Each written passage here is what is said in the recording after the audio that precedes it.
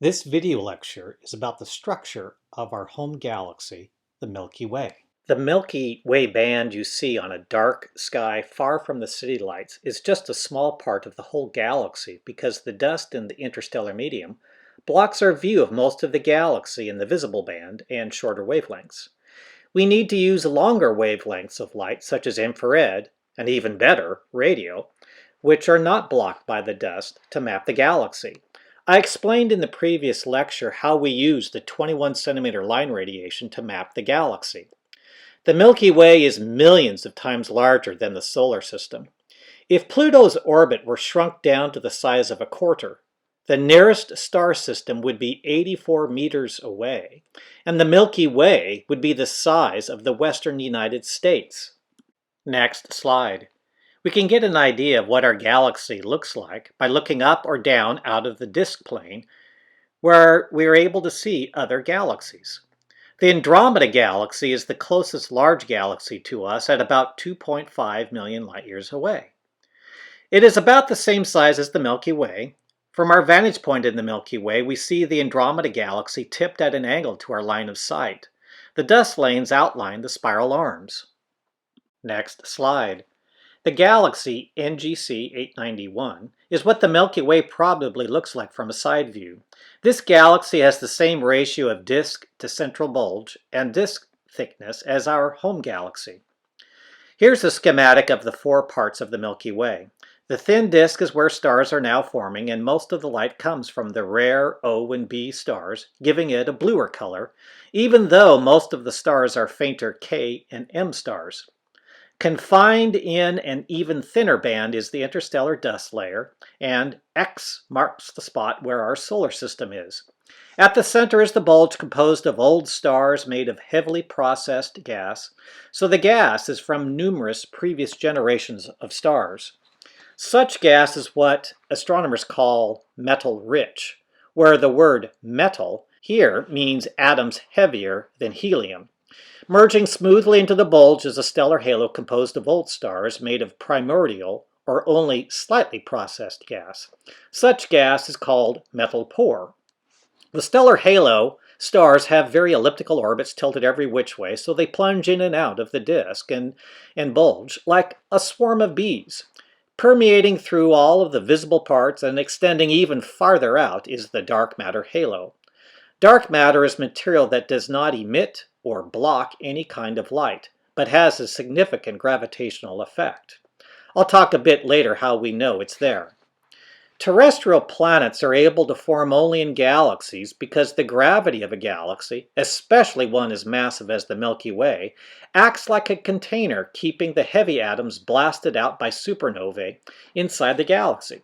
So the previous generations of stars can increase the metallicity of the interstellar gas clouds over long periods of time. The Milky Way is much older than our solar system, so it has been able to form a few 100 billion stars. You can estimate the total number of stars by dividing the total mass of the galaxy by the mass of a typical star to get the rough order of magnitude estimate shown here. I'll talk about how we find the galaxy's mass later in this lecture. Globular clusters get their name because they look like a glob of hundreds of thousands to a few million old stars, all bound together by their mutual gravity. Most of the 150 or so globular clusters in the Milky Way are part of the stellar halo and orbit around the center of the galaxy in very tilted elliptical orbits.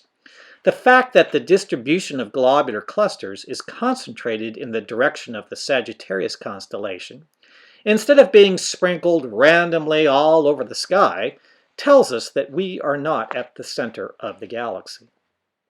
If we have a way of measuring the distances to all the globular clusters, we could determine how far out from the center we are. We now know that we're about 27,000 light-years from the center. Next slide. Some stars are very useful for finding distances to star clusters and to other galaxies because they have a known luminosity that is large, so they can be seen from great distances away. One very important type of star for finding distances to star clusters and galaxies is called a Cepheid variable star. A Cepheid variable changes its brightness by changing its size and temperature with a pulsation period that depends on its average luminosity. More luminous Cepheids take a longer time to expand and contract. They have a well-defined relationship between their average luminosity and pulsation period, as shown in this graph. Because the luminosity of Cepheids can be easily found from the pulsation period, they are very useful in finding distances to the galaxies, or clusters, in which they reside. Once we find the stars that are pulsating, we measure their pulsation period and their apparent brightness, and then use the period-luminosity relation to get their luminosity, and then find their distance from the inverse square law. We figure out how far away the star needs to be to appear as dim as it is in our sky. Cepheids are so important that being able to measure their distances in other galaxies was the main factor in determining the size of the Hubble Space Telescope mirror. That is, how large did the mirror need to be to have the resolving power and light gathering power to pick out individual Cepheids in other galaxies? The Cepheid distance measurements of 18 galaxies was one of the 3 key projects for the Hubble Space Telescope during its first decade of operation. All of the pretty pictures of other objects during that time were just an extra bonus. Next slide. To find the masses of planets, we look at the motions of satellites orbiting them.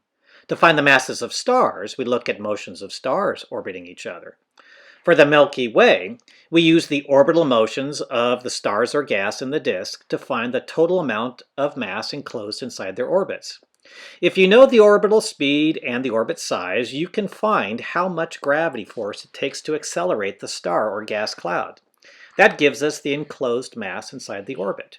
When you do this for different orbit sizes, you find how the mass is distributed in the galaxy. The rotation curve is the plot of orbital speed along the y-axis versus the orbit size, distance from the galaxy center, along the x-axis. The rotation part of the term refers to the motion of the disk as a whole. As a whole, the disk seems to be rotating, spinning, even though it is really the individual stars and clouds that are orbiting around the center. The rotation curve tells you the amount of mass inside a given distance from the center. The higher the orbit speed, the greater is the amount of the enclosed mass. You find how the mass is distributed in the galaxy by looking at how the amount of enclosed mass changes with the size of the orbits. Next slide. The rotation curve for the galaxy stays pretty flat out to great distances instead of falling off. The flat rotation curve that is significantly higher than expected from the gravity of the stuff we can see, the visible matter, shows us that there is a lot of material that is not visible. The higher the orbit speed, the greater is the amount of the enclosed mass. The gravity of the visible matter is too weak to accelerate the stars and gas as much as we see. Next slide. The extra gravity is supplied by material that emits and blocks no light. That strange material is called dark matter. The dark matter is not made of ordinary atoms. It is probably made of some kind of exotic particles predicted by quantum mechanics that we've been trying to detect in our high-energy particle accelerators without success so far. You can think of the Milky Way as a big blob of dark matter with a shiny component of stars, gas, and dust in the center of it. From the fact that the rotation curve stays fairly flat out to great distances means the dark matter halo extends out much farther than the visible disk and stellar halo. Next slide. This slide is a repeat of one I showed in the interstellar medium lecture about how we use the 21 centimeter line radiation produced by neutral atomic hydrogen gas to map the galaxy. Things closer to the galaxy center are able to move by greater angular amounts than those things farther out, so we get different Doppler shifts of the hydrogen gas. The brightness of the emission depends on the amount of hydrogen gas, and the Doppler shift gives us the velocity. We observe the 21 centimeter emission along narrow beams and systematically build up a map of the galaxy. The velocity, from the Doppler shift, of each clump of gas along a given strip corresponds to a particular distance from the center of the galaxy. Gas clump by gas clump and strip by strip we create a map of the galaxy. I have another link to the H1 4Pi survey, which took several years to compile.